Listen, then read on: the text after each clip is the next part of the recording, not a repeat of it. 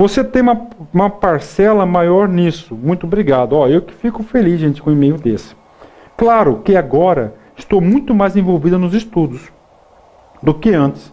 Estou com as provas e gabarito do Banco do Brasil e se quiser, me fala que eu envio por e-mail. Eu já tinha recebido. É isso, professor. Continuo pedindo a Deus pela sua vida e por toda a sua equipe. Vocês são pessoas abençoadas demais. E se Deus quiser, espero estar passando aqui no dia 7 de maio, quando sair a divulgação do resultado final, com um bom resultado. Eu também espero muito de vocês, hein? Disso aí, viu, Edileide? Com certeza vou ler aqui seu e-mail e vai ser o primeiro e-mail. Vou ler esse aqui primeiro do Banco do Brasil, depois eu leio da Caixa Econômica. Muito obrigado de verdade. Fique com Deus. Professor, não sei por que tem assistido demais suas aulas, mas você é de Mato Grosso? Meter é muito, né? Muito engraçado, hein? Parabéns pelas aulas. Oh, valeu, Edileide, hein? Dúvida 2. Fernando Stork, Ouro Preto, do Oeste, Rondônia. Gente, essa dúvida aqui é top.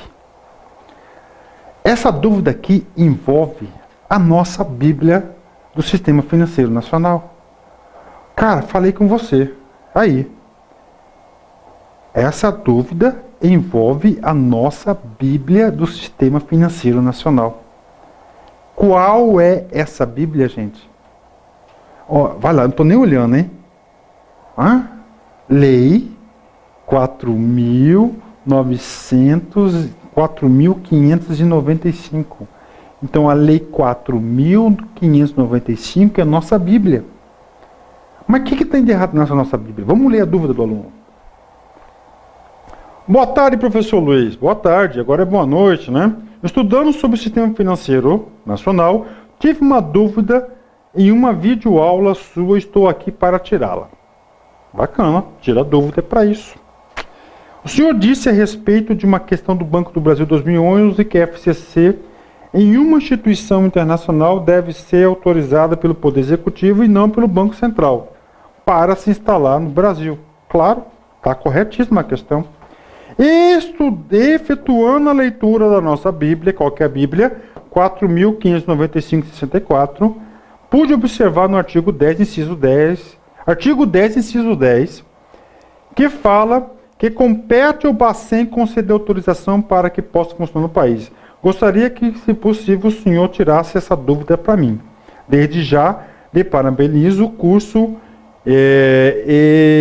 está excelente. Obrigado. Cada dia me empolgo mais com o conteúdo. Isso aí, motivação, tem que ter motivo para estudar. Atenciosamente, Fernando Nogueira Stork, de Rondônia aqui, Ouro Preto do Oeste.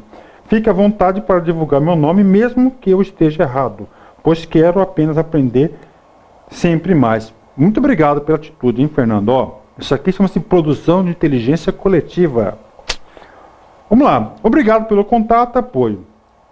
Respondendo, só que eu concordo contigo, cara, que o artigo 10, inciso 10, diz que é atribuição do Banco Central. Só que nesse mesmo artigo, no artigo 10, no parágrafo 2º diz: observado o disposto no parágrafo anterior, as instituições financeiras estrangeiras dependem de autorização do Poder Executivo mediante o decreto que possam funcionar no país. Gente, ou seja, essa aqui é uma questão do tal do Ctrl+C e Ctrl+V.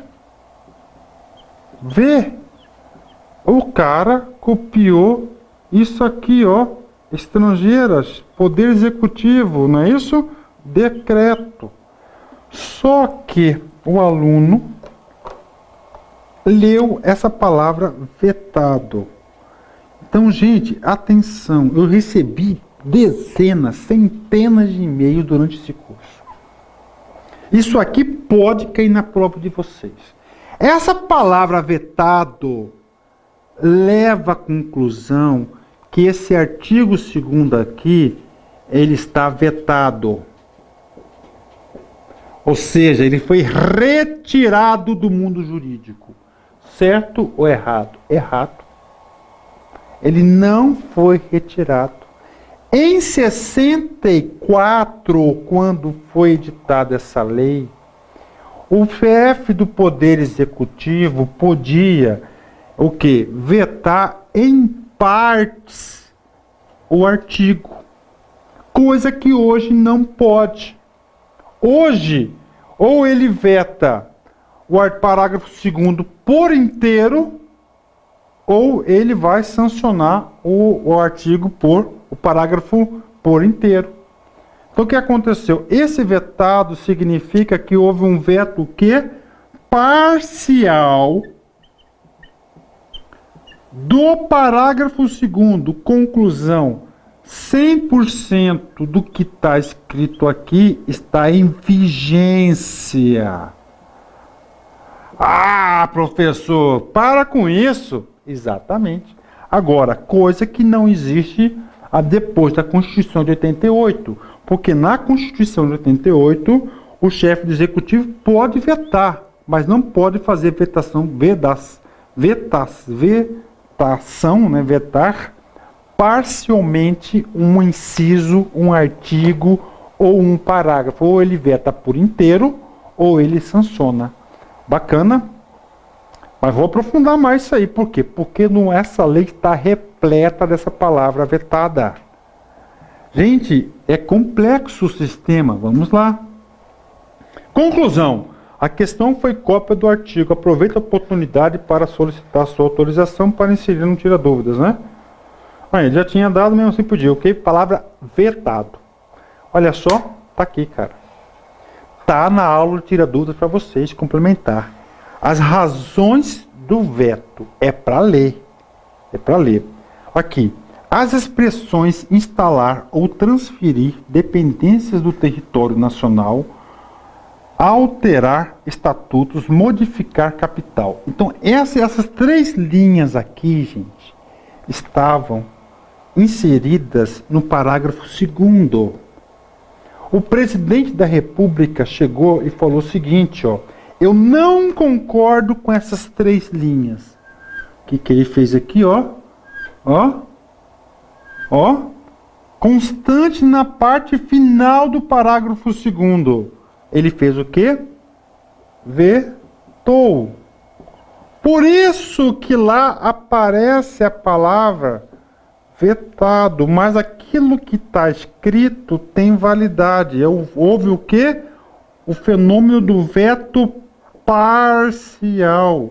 E além disso, ele vai justificar por que ele vetou parcialmente esse parágrafo 2º do artigo 10. Olha só, as regras vetadas podem ser dispensadas sem qualquer prejuízo à norma bancária constante. Ele tem aqui as razões do veto que não é importante para a gente. Gente, mas isso é muito importante porque a nossa Bíblia é a Lei 4.595 e vocês já leram essa lei. Ela está o que? Repleta da palavrinha vetado, mas esse veto é um veto parcial, porque o ordenamento jurídico daquela época autorizava e permitia o Poder Executivo a fazer isso. Brincou, professor? É só isso? Agora sim, é só isso. Papo reto, cara. Você não tinha assistido essa aula, caiu na prova isso aí. O que você ia colocar? Você ia falar que esse artigo não existia, não é isso? Sim, porque vetado hoje nós temos o quê? Um conhecimento que ele saiu do mundo jurídico, exatamente. Aproveitar e passar algumas dicas para vocês. Diferença de corretoras e distribuidoras. Corretoras, praticar operações de compra e venda de metais preciosos no mercado físico por conta própria de terceiro, além de operar no mercado lá de capitais. Distribuidoras, operam no mercado acionário, comprando, vendendo, distribuindo títulos e valores imobiliários. Ok. Esse cara aqui também, até aqui, é atribuição das corretoras.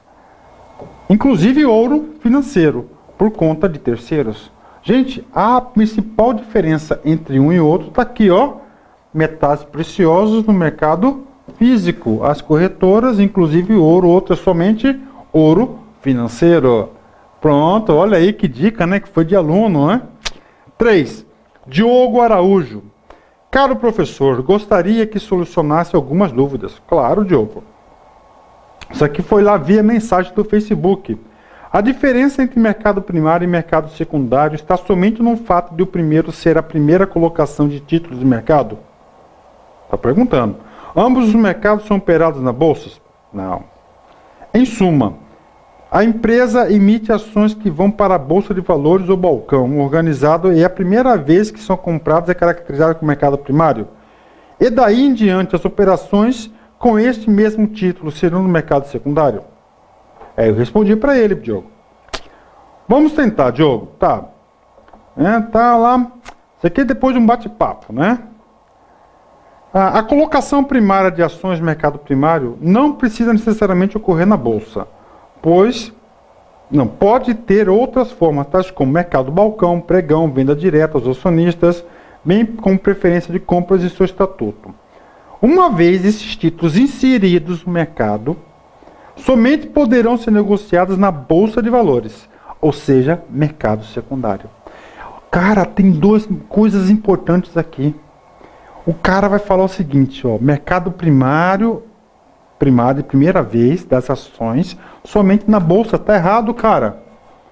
Pode ocorrer no mercado balcão, negociando os contratos, pregão, que é o natural, venda diretas aos acionistas que têm o que? No estatuto a prerrogativa de comprar diretamente da empresa, sem passar pelo pregão, é o que? Mercado primário.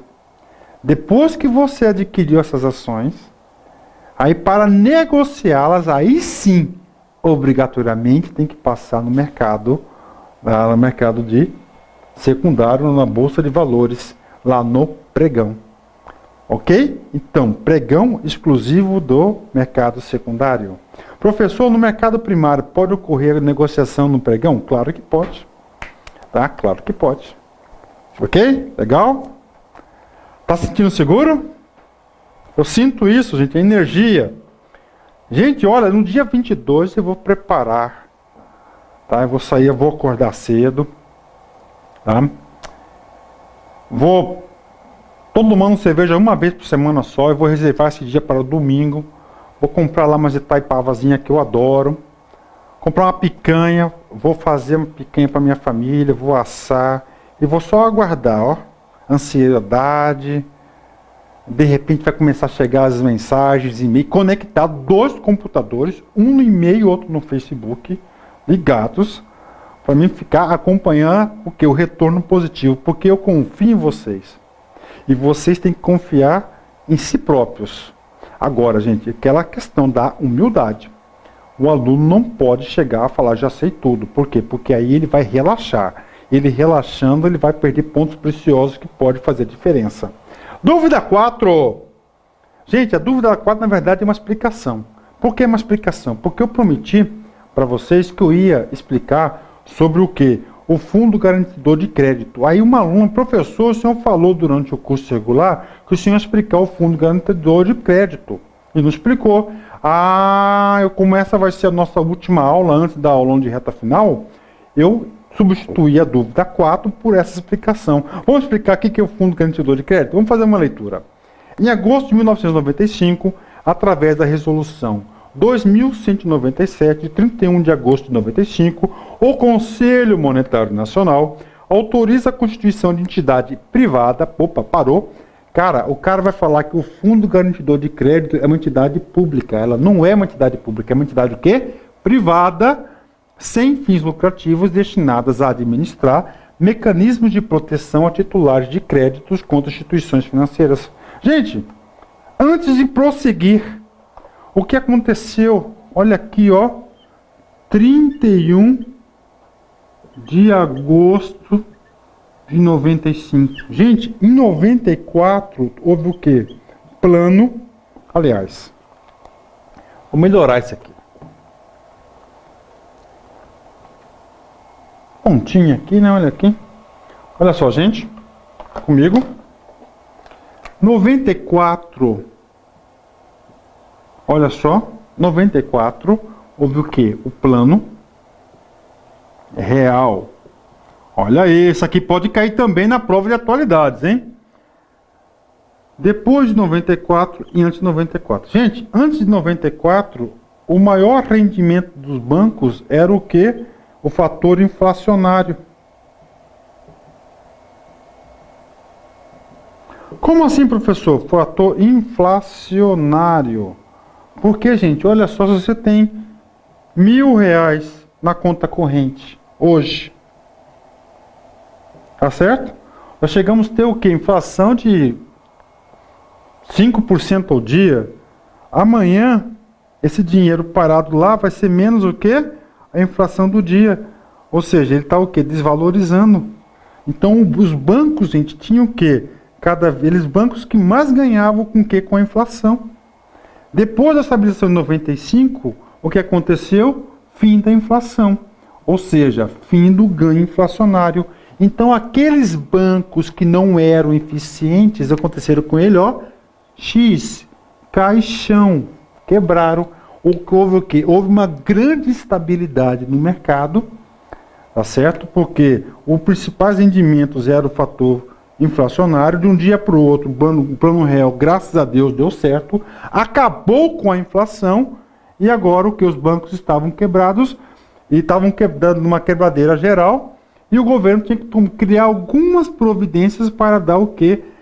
Garantia ao investidor. Senão, o que ia acontecer? Você tem lá R$ 1.000 no banco. Gente, o banco quebrou. Você perde. Aí o seguinte, o seu colega tem 1.000 no outro banco, ele vai lá e saca o dinheiro. Sacando o dinheiro vai criar o quê? Vai quebrar o banco, aí sim que quebra de vez. Então, para aumentar a credibilidade do sistema financeiro, foi criado o Fundo Garantidor de Crédito sob a tutela, né? Sobre a autorização do Conselho Monetário Nacional, que é a autoridade máxima financeira do nosso país. Pronto, cara. A partir dessa explicação, você consegue ter um juízo de valor.